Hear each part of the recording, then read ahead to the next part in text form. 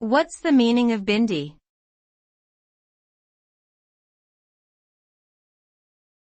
Bindi.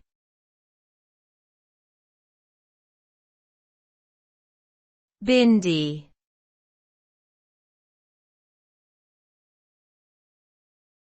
Bindi.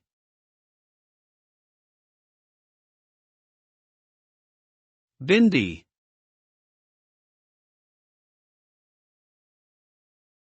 The term bindi refers to a decorative dot worn on the forehead by women in South Asian cultures, including India. The word is derived from the Sanskrit term bindu, meaning a drop or small dot.